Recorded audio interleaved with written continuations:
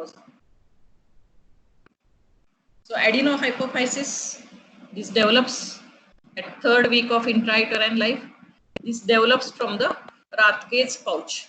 So what is Rathke's pouch? It is an extension from the roof of stomodium. So that is ectodermal in origin. So what is stomodium? Already, just to revise, this is a forebrain bulge, and here this is the pericardial bulge. A surface ectodermal depression which is seen between forebrain bulge and pericardial bulge. This surface ectodermal depression, this is called as stomodium. And from the roof of this stomodium arises an extension that is called as Rathke's pouch. What lies at the bottom of this stomodium is this bucopharyngeal membrane. Here this is the developing gut, this is the foregut, and this is the surface ectoderm, where ectoderm and endoderm, they are in contact. So this is called as bucopharyngeal membrane. So Rathke's pouch, it is just an upward extension from the roof of stomodium. This latter, this pouch, this loses its connection with this stomodium. Neurohypophysis, again it is ectodermal in origin, but it develops from the neuroectoderm, while adenohypophysis, it develops from the surface ectoderm. So from the forebrain, that is the part which is going to form the diencephalon, this projects downwards. It forms a projection downwards, and that it forms this neurohypophysis. So here you can see this diagrammatically here. This is the stomodium, roof of the stomodium. So from extension from the stomodium, this is called as Rathke's pouch. This grows upwards and grows towards this extension from this diencephalon, that is developing neurohypophysis. In this third diagram, you can see this, now this Rathke's pouch, it loses its connection from this roof of the stomodium, and it forms a vesicle-like structure. And further, so this vesicle, if you see this Rathke's pouch, now it is converted into a vesicle. It has got anterior wall, posterior wall, and a cavity. So this anterior wall, this forms the pars distalis. This posterior wall, this forms the pars intermedia, and this cleft, this gets obliterated. Now there occurs extension from this anterior wall around this neurohypophysis or infundibulum. Here you can see, and that forms the pars tuberalis. So entire this Rathke's pouch and this vesicle, what develops it into this adenohypophysis. So further, here you can see the development of this adenohypophysis. All these three parts, that is pars distalis, tuberalis, and pars intermedia.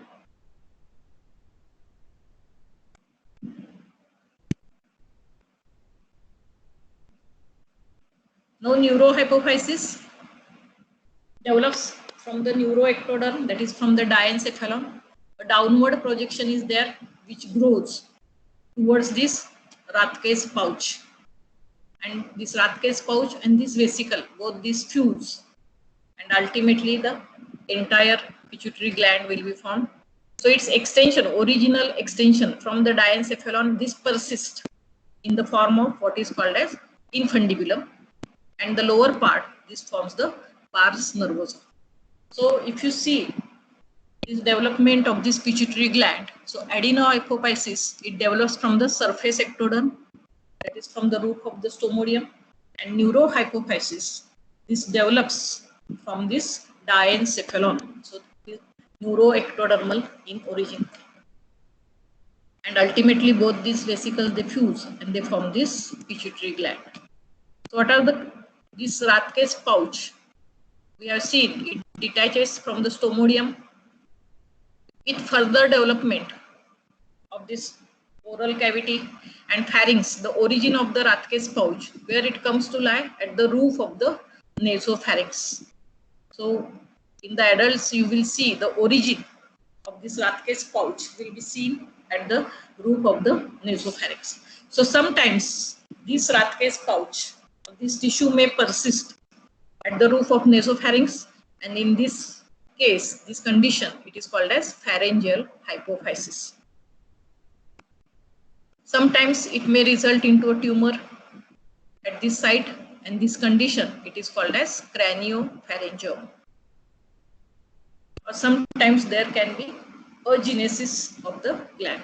So these are the congenital anomalies of this pituitary gland, but these are rare. Commonest usually seen is the craniopharyngioma, because some of the tissues, they may persist at the roof of this nasopharynx, may turn malignant, and that is called as craniopharyngioma.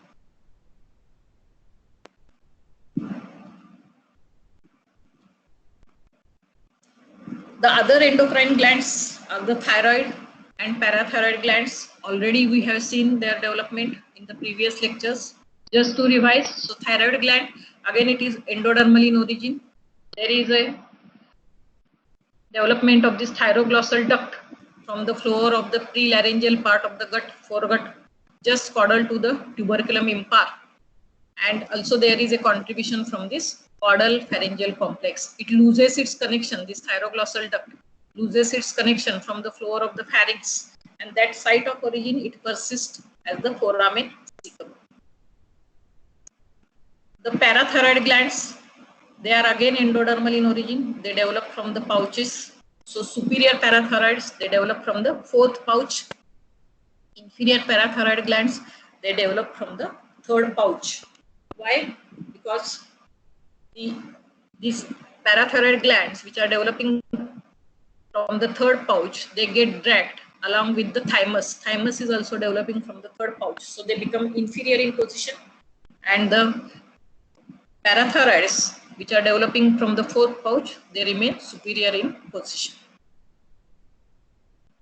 So these are the short notes which may be asked usually on the development of the suprarenal gland. You have to write everything about fetal cortex, primitive, definitive cortex, what about the medulla, what are the changes, then add a note on its congenital anomalies. Even in the pituitary, you have to write in detail about this Rathke's pouch, even development of this neurohypophysis, what are their congenital anomalies. Same thing to this thyroid and this parathyroid gland. One more point that is it has been pending, that is the development of the tongue. In this pharyngeal apparatus, we have not seen that.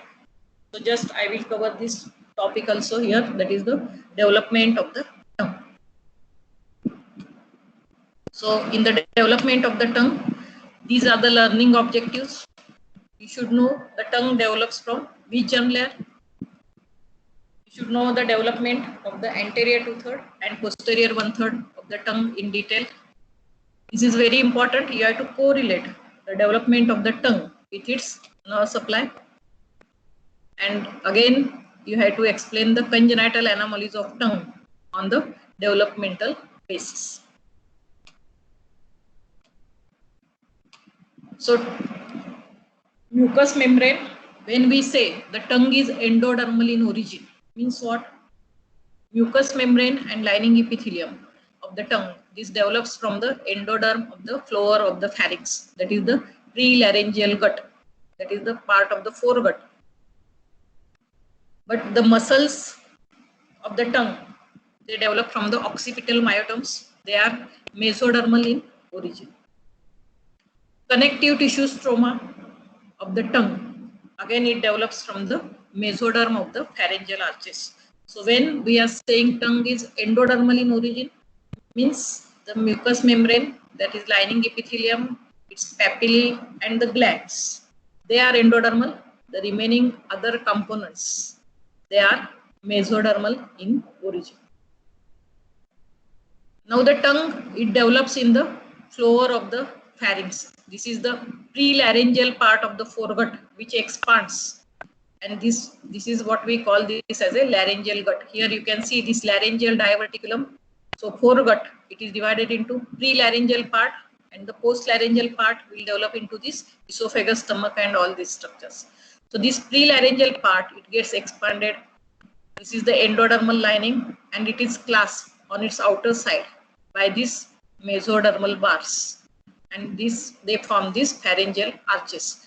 And the outermost covering, this is the ectodermal covering.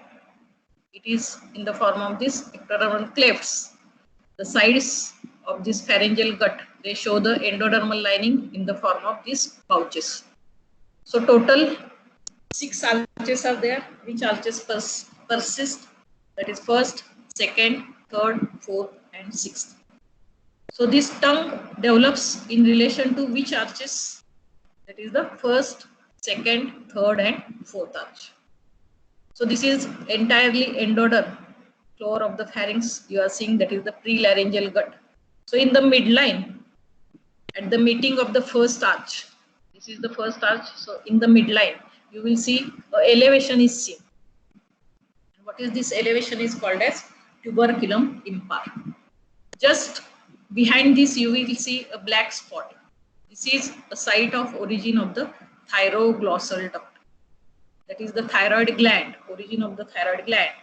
And this foramen, it persists as a blind, and that is called as foramen cecum. So this indicates the origin of this thyroglossal duct. So just cranial to this, in the midline, the elevation is seen, unpaired, that is called as tuberculum impar. Then next, you will see there is an appearance of the two lingual swellings on either side of this tuberculum impar. This is again you are seeing in the first arch. So at the first arch in the midline, you are seeing tuberculum impar, and on either side, you are seeing two swellings. These are called as two lingual swellings. Then behind the tuberculum impar, in relation to the second, third, and fourth arch, a large median swelling is seen, and that is called as hypobranchial eminence. So this is seen in relation to this second, third, and the fourth arch. So this is the same thing again. You can see here this lateral lingual swellings, tuberculum impar, shown with the brown color. Then this is the second arch, third arch, and this fourth arch. So this hypobranchial eminence, which is formed a midline swelling in relation to the second, third, and fourth arch, it is divided into a large cranial part and a smaller caudal part, shown here with these two different colors. So ultimately now, what is the development? So these two lingual swellings and tuberculum impar, they fuse and they form the anterior to third of the tongue. And their fusion, it is shown in the midline as the median sulcus, which is seen on this dorsum of the tongue. So with this, we can explain the nerve supply of the tongue. We have seen for each arch, there is a artery is there, each arch there is a nerve is there, and even their skeletal derivatives are there, muscles they develop, bones they develop. So what is the nerve of the first arch? Again, it is the mandibular nerve, which is the post-traumatic nerve. For each arch, again, we have seen there is a post-traumatic and pre-traumatic nerve. Pre-traumatic nerve, it is a branch from the succeeding arch. But there is only pre-traumatic nerve for the first arch. Remaining pre-traumatic nerves, they disappear. So for the first arch post-traumatic nerve, it is the mandibular nerve. So if you see the general sensations, they are carried by this lingual branch of the mandibular nerve. While the taste sensations, they are carried by the chorda tympani, which is a branch of the facial nerve. And facial nerve, it is the nerve of the second arch. So this chorda tympani, it represents the pre-traumatic nerve for the first arch. So on the developmental basis, you can explain this nerve supply. Posterior 1/3 of the tongue, this develops from the cranial part of this hypobranchial eminence. So that is the posterior 1/3 of the tongue. So here this hypobranchial eminence we have seen, it is formed by the second, third, and the fourth arch. It is contributing. But here the third arch mesoderm, this overgrows the second arch mesoderm. This is the first arch, you can see it here. shown with the yellow color, this is the second arch. This is the third arch. So you can see it here, this third arch, it is overgrowing. So second arch mesoderm, it is buried beneath this third arch. And now this is the most posterior is the fourth arch. So if you see this nerve supply of the posterior 1/3 of the tongue. So both general and taste sensations, they are carried by this glossopharyngeal nerve, which is the nerve of the third arch. It is the 9th cranial nerve. Now taste sensations from the circumvallate papilla, though they are present in the anterior 2/3, they are carried by this glossopharyngeal nerve. Why this is so? Because this third arch mesoderm, it also extends just in front of this sulcus terminalis. That is a V-shaped sulcus is there between anterior 2/3 and posterior 1/3. This also encroaches over this, so that's why there is a taste sensation is carried by this glossopharyngeal nerve.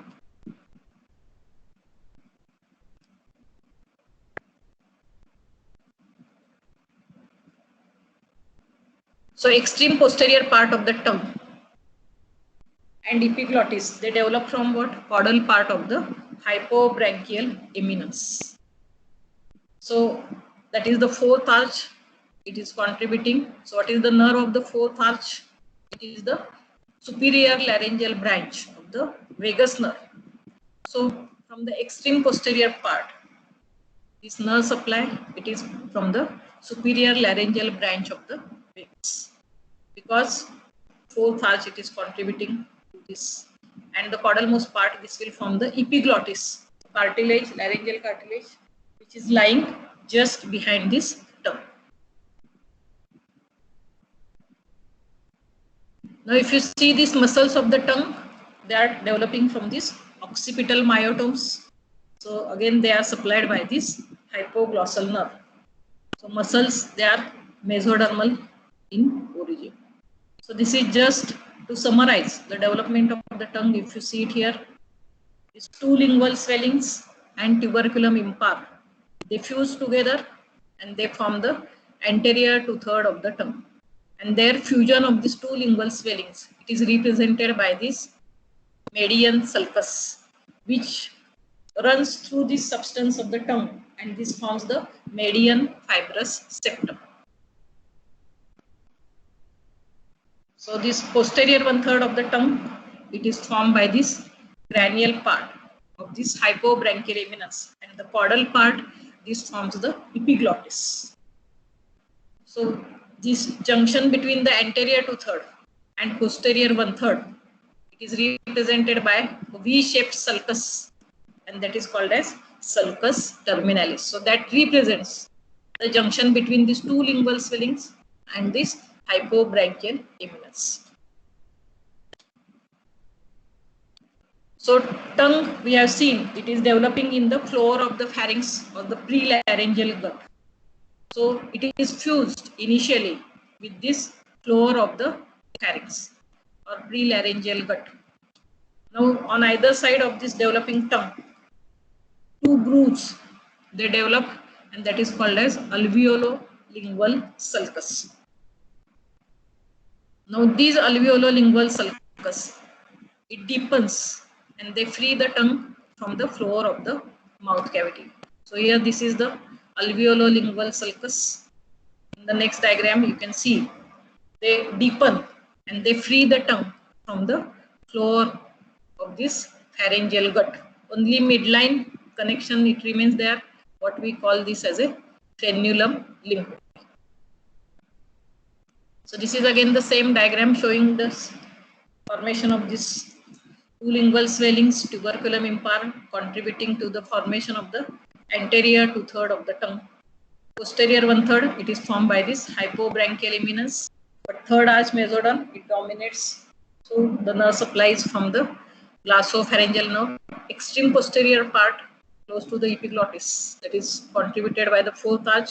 So taste sensation from there, it is carried by this superior laryngeal branch of this vagus. What is the nerve of the sixth arch? It is the recurrent laryngeal branch of the vagus. Now coming to this congenital anomalies of the tongue. So commonest one you will come across, it is the tongue tie, or it is also called as ankyloglossia. That is the tip of the tongue. It is fixed to this floor of this mouth cavity. So this is called as tongue tie. So this is again because of the persistence or incomplete separation of this tongue from this floor of this pharyngeal wall. And this causes usually difficulty in the speech, difficulty in the sucking. And this treatment for this is the surgical treatment, that is, it is usually cut. And then the tip of the tongue, it is freed from the floor of this pharynx. The next you can come across is the bifid tongue. Here you can see the tip of the tongue, it is bifid. So what is the cause for this? It is because of the incomplete fusion of the two lingual swellings that results. So depending on the degree of fusion, this you can come across the various grades of this bifid tongue. Then other rare anomalies may be there, that is complete non-development of the tongue, that is called as oglossia.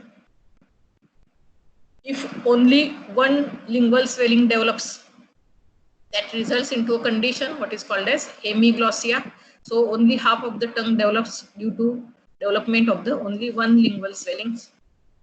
Macroglossia.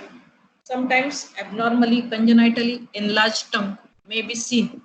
Usually this happens because of the congenital muscular hypertrophy or congenital tumors. If they are present within the tongue, that results into a congenital macroglossia.